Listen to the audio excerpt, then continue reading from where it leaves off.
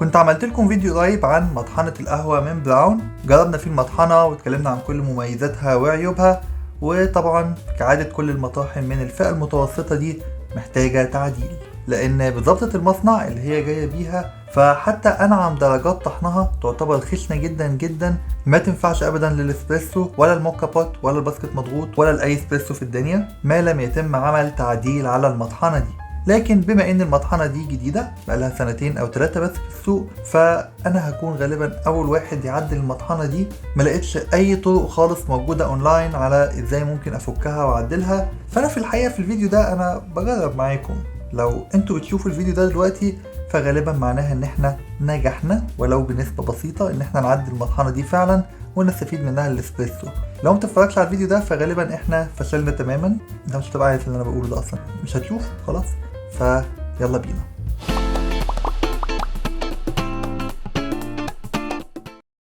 اهلا وسهلا بيكم في حلقه جديده من سلوبيديا، معاكم اسلام. والاول قبل ما نبدا انا حابب اوضح يعني ايه تعديل مطحنه. الموضوع ببساطة ان كل مطاحن البن المحترمة بتكون عبارة عن ترسين، والتروس دي حبيبات القهوة بتعدي ما بينها وتطلع من الناحية التانية بن مطحون. درجة الطحنة دي دايما بتبقى معتمدة على المسافة بين الترسين. خلونا نتخيل ان الترسين دول حاجة زي كده، فالمسافة بين الترسين دول لو كبيرة حبة البن هتطلع مقاساتها كبيرة. طيب لو الترسين قربوا شوية حجم البن هيطلع أصغر، لو قربوا أكتر أكتر أكتر هيطلع بالحجم ده اللي هو أجزاء من الملي. هو ده ببساطة كل الموضوع. طيب إيه اللي هيحصل لو الترسين دول لزقوا في بعض خالص كده وبقوا بيلفوا؟ خلوني الأول أوريكم كده شكل الترس عشان نتخيل مع بعض.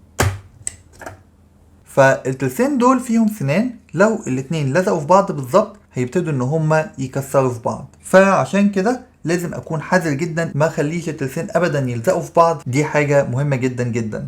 طيب احنا بنعدل المطاحن دي ازاي؟ اولا عشان اعدل المطحنة معناها ان انا هفكها كلها لغاية ما اوصل لمجموعة تروس هي دي المسؤولة عن المسافة بين الترسين اللي بيطحنوا. لما بنفك المطحنة بنسيب المفتاح ده على انعم درجة وبنبتدي ان احنا ننعم بايدينا تكة تكتين 3 بحيث ان احنا نقرب التروس دي من بعضها اكتر. وبعدها قبل ما اقفل المطحنة اجرب اطحن فيها شوية بن، اشوف صوت المطحنة هل فيه اي مشكلة ولا لا، اشوف الدرجة دي ناعمة كفاية ولا لسه. لو كل حاجة تمام وصلت للدرجة اللي انا عايزها فابتدي اقفل المطحنة. لو لسه الدرجة خشنة ازود تكتين كمان واجرب تاني، فنحاول نوصل لدرجة الاسبريسو ونوقف على كده. اتفقنا؟ تمام. هحتاج اكيد مفك، بس انا جايب معايا كمان سكرو درايفر، ده هيبقى عملي اكتر. واحتياطي كمان انا جايب معايا طقم مفكات صغير، غالبا مش هنحتاجه.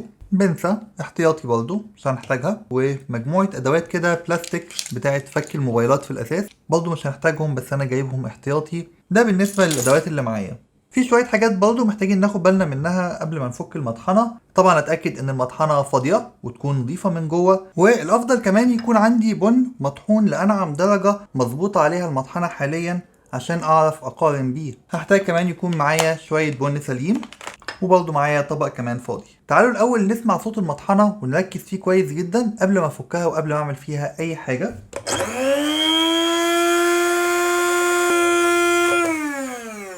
ده كده الصوت الطبيعي بتاع المطحنة اللي هي جاية بيه. لو لأي سبب وانا بعدل حسيت ان الصوت ده اختلف من غير ما احط فيها بن، اوقف فورا، لان وارد جدا اكون خليت الترسين قريبين لدرجة ان هما بقوا لامسين بعض. ولو ده حصل والمطحنة اشتغلت 20 ثانية ولا حاجة بالمنظر ده ممكن جدا ان هي تتحرق على طول. فجربنا المطحنة دلوقتي عرفنا صوتها يبقى انعم درجة والترس راكب. واشيل الفيشة طبعا، ممكن كمان اشيل الدرج ده، وهنبدأ نفك المطحنة. بسم الله. انا عندي هنا في المطحنة في مجموعة مسامير كبيرة من تحت، فغالبا هبدأ ان انا افك دول. في كمان مجموعة مسامير موجودة هنا، احتمال برضو نحتاج ان احنا نفكهم، لكن نبدأ بدول الاول ونشوف. 5 كويس.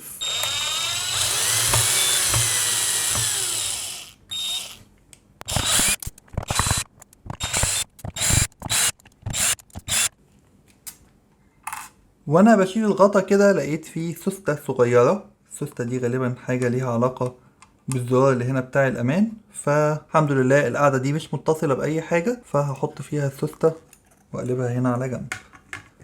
وده المنظر. هجرب دلوقتي ان انا افك المسامير دي. ده مكان سخيف جدا، فغالبا هنحتاج فعلا مفك قصير شوية عشان نعرف نفك. طلع ليها لازمة يا جماعة. كان ضيق قوي يا براون، ليه كده؟ كده نشوف ايه اللي بقى سايب من مكانه. مفيش حاجة لسه اتفكت. افك المسامير اللي فوق دي عشان اشيل الجزء الاسود ده كله من هنا. في هنا حاجة زي كليبسات كده، فكها بأي حاجة.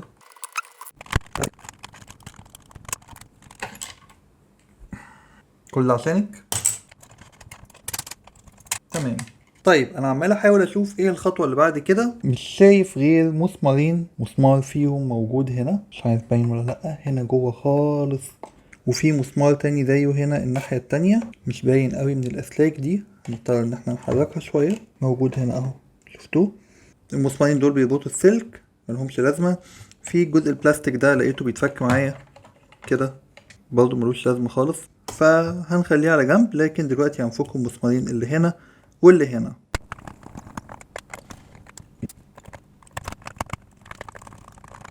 تمام. شوف كده هل في اي حاجة.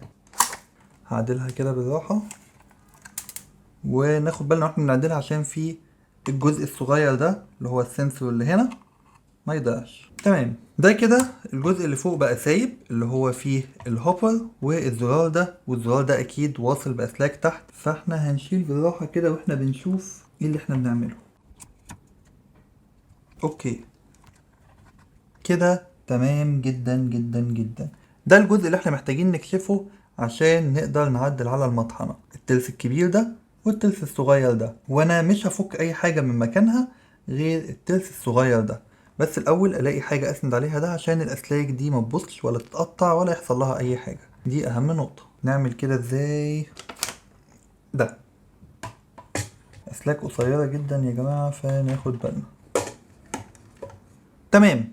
طيب بعد ما وصلنا للجزئية دي، انا في الحقيقة ما كنتش محتاج افك دي بالكامل، كان ممكن اسيبها بكليبساتها وافك المسامير اللي موجودة هنا بس. فيبقى انا كده فكيت نص الجزء اللي فوق، وبيبقى اخر مسمارين دول اللي انا وصلت لهم بصعوبة من هنا. بعد ما فكيتهم خلاص كل الجزء ده طلع. اهم حاجة زي ما قلنا نحاول الاسلاك دي ما يحصلهاش اي حاجة. تمام. طيب هوريكم كده ايه اللي بيحصل بالظبط واحنا بنغير درجات الطحن. دي كده اخشن درجة طحن، فهتاخدوا بالكم الترس الاصفر ده ليه اللسان ده. اللسان ده هو اللي بيمنعنا ان احنا نعدي درجة الطحن، سواء اخشن درجة او انعم درجة. هناخد بالنا ان اللسان ده خلاص بيجي هنا كده اتزنق خالص. فاللي احنا هنعمله ان احنا هنفك الترس الاصفر ده وهو على الوضع بتاع انعم درجة، ونحرك الترس الابيض في نفس اتجاه التنعيم اللي هو عكس عقارب الساعة تكتين او 3 او 4، ونرجع نربط ده تاني في مكانه ونجرب نطحن ونشوف ايه النتيجة.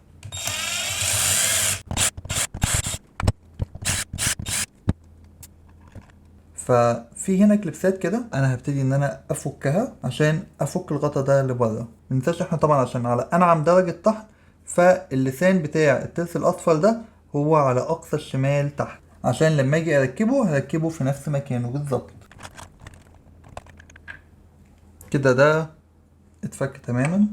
وده كده الترس الاصفر، خلينا فاكرين ان هو ده كان مكانه بالظبط. وهنلاقي فيه العلامة الزرقاء دي، شايفينها؟ علامة الزرقاء الصغيرة جدا دي هي نفسها اللي موجودة في الابيض هنا. دي كده ضبطة المصنع، احنا هنغيرها. انا دلوقتي قلت ان انا عشان انعم هلف فيه عكس اتجاه عقارب الساعة. نعد بقى التكات. هعد كام تكة؟ 1 2 3 4 5 6. واعتقد ان يعني لسه في مجال لاكتر كمان، بس خلونا الاول نجرب على كده نطحن ونشوف ايه الاخبار. فانا كده هحط الغطا ده مجرد حط دلوقتي. تمام. نركب ده في مكانه. ده لسه مخلوع مش هركبه. نوصل الكهرباء.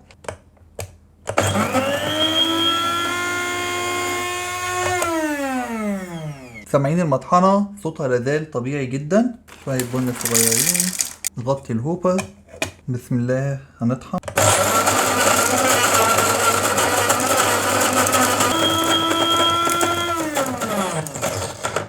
تعالوا كده نشوف الطحنة. دي الطحنة القديمة. طبعا انعم بكتير جدا جدا جدا. بصوا كده، دي كانت انعم درجة قديمة، طبعا كانت خشنة جدا جدا جدا متنفعش.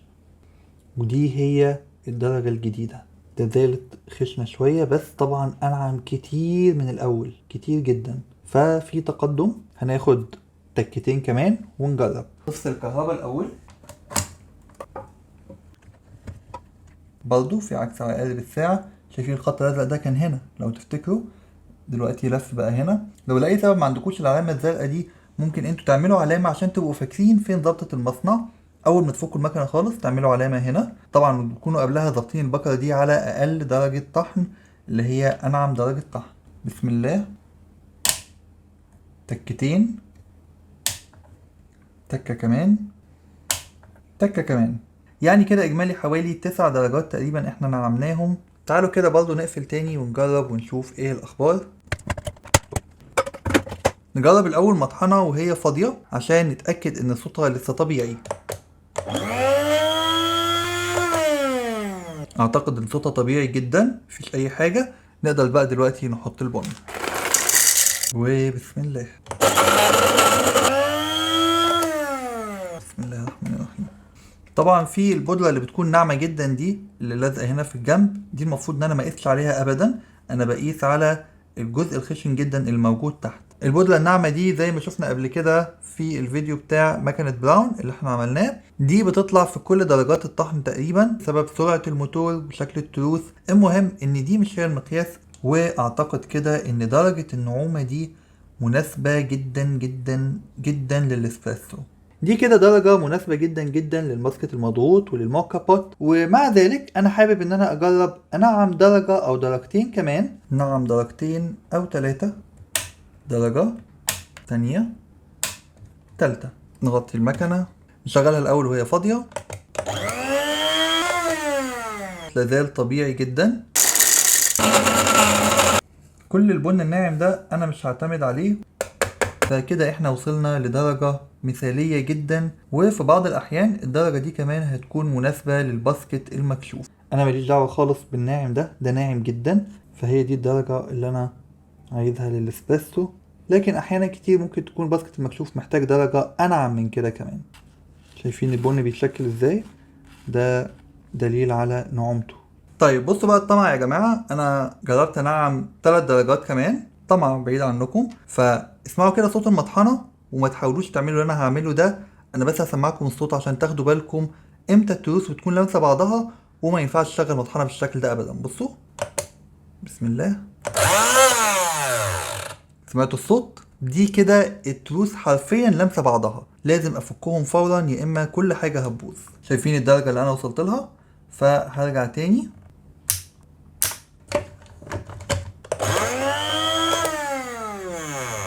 ده كده الصوت المظبوط.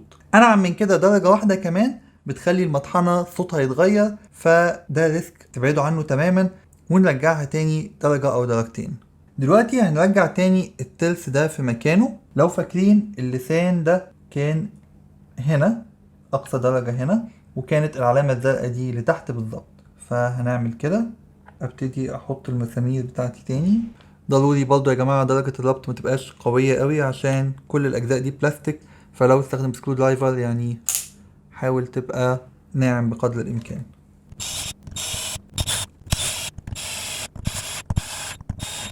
وده برضو ضروري جدا اشوف فين انعم درجة، هي دي اللي انا حاليا مظبوط عليها. فادخل البكرة دي واتأكد ان واحد ده هو اللي مشاور على النقطة اللي موجودة هنا دي. تمام. نجرب كده.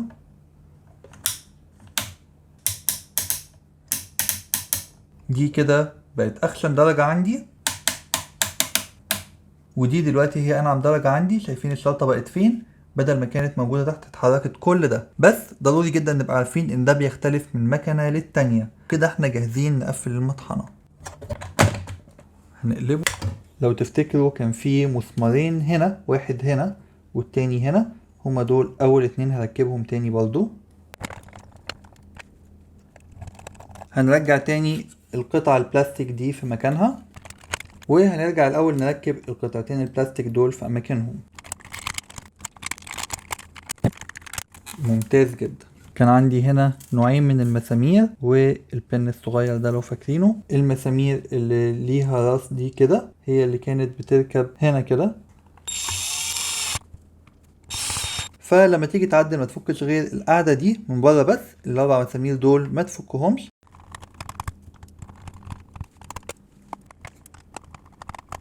وما ننساش البن الصغير ده والسوستة دي اللي كانت موجودة في القاعدة. شايفين يا جماعة اصلا حجم الموتور ده صغير جدا ازاي؟ كل ما طحن القهوة من الفئة دي بيكون حجم الموتور بتاعها صغير جدا كده. ما علينا، نظبط القاعدة مع السوستة.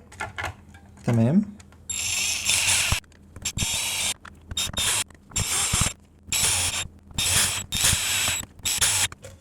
تمام جدا كده، المطحنة رجعت وان بيس الحمد لله. لو تفتكروا كده دي كانت درجة الطحن اللي جاية بيها المطحنة من المصنع، ودي كانت أول مرة بعد ما كنا نعمنا حوالي 5 درجات. ده هنا كنا بعد ما وصلنا ل9 درجات تنعيم. دي أعتقد إن هي مناسبة جدا للباسكت المضغوط، ودي أنعم درجة وصلنا لها بعد 12 درجة تنعيم، وممكن جدا تكون مناسبة للباسكت المكشوف. تعالوا كده نجرب ونشوف. والقهوة تكدب المطحنة. هنبدأ الأول بدرجة الطحن دي للباسكت المضغوط.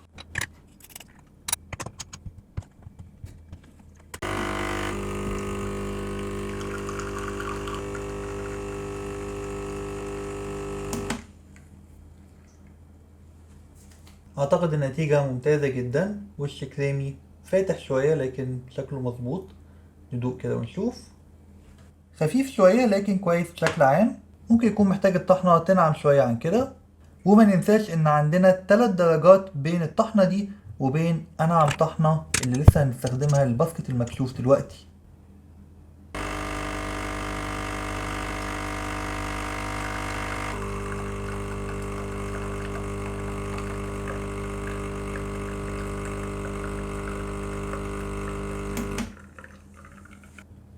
للأسف استخلاص سريع جدا، لذلك درجة الطحن دي مش مناسبة خالص للباسكت المكشوف. فهجرب تاني واشوف.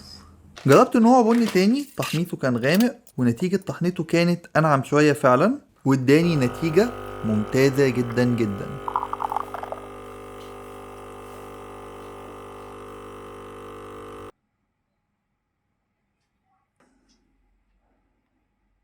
جربت كمان نوع بني تاني تحميصه كان ما بين الفاتح والوسط، لكن هش شوية وفيه نسبة روبست عالية، وبرضه الطحنة طلعت أنعم شوية، ونتيجة الاستخلاص برضه معاه كانت ممتازة جدا جدا.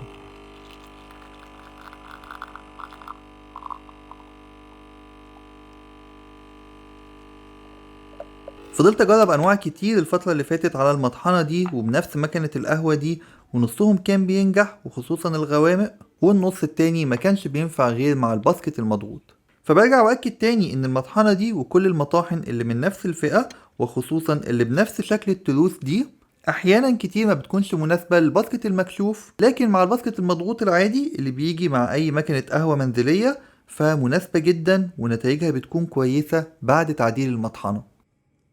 وزي ما شفنا مع بعض عملية التعديل تعتبر سهلة جدا، لكن احنا فكينا المطحنة كلها عشان نعرف نعملها. فلو مش متعود انك تفك الحاجات وتركبها بايدك زي كده، ما انصحكش ابدا تعمل الموضوع ده. ممكن تروح لاي حد قريب منك جرب الموضوع ده وتخليه يعدلها لك. روح لمحلات بيع المطاحن نفسها واسألهم على اذا كانوا يعرفوا حد بيعدل المطحنة دي، وارد يكون ده انسب لك لو خايف انك تفك المطحنة وتبوظ منك.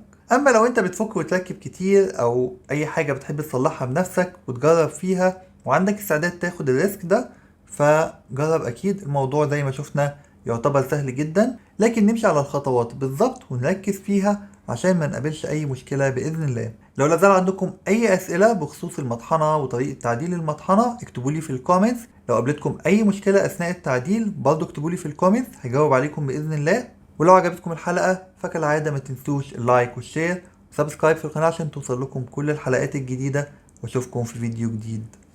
سلام.